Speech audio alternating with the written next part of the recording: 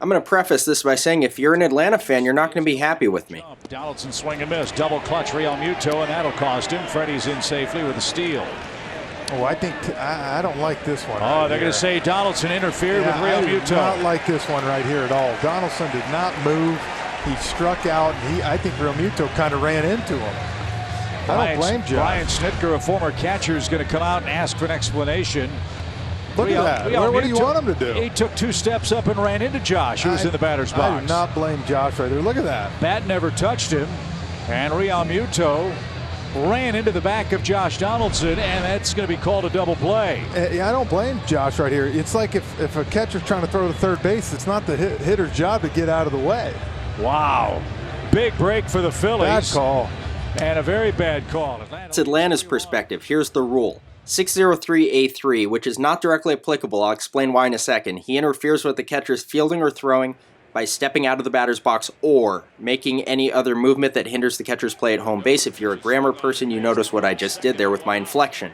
Rule 601A5 is the rule that applies here. That's the retired batter who impedes any following play being made on a runner. Such runner shall be declared out for the interference of his teammate. That's the rule that applies here.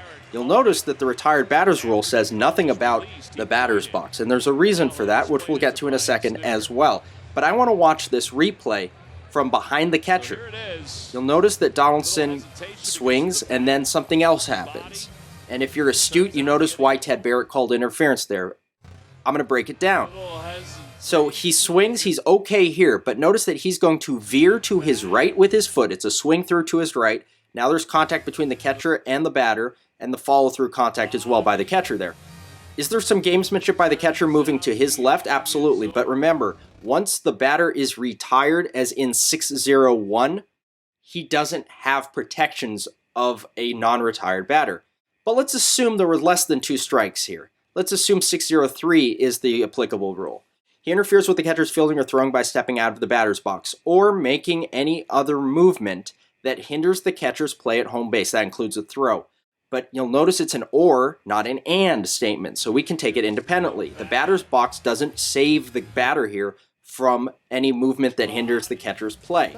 If the batter stays absolutely still, go back to the quote from earlier that Donaldson didn't move.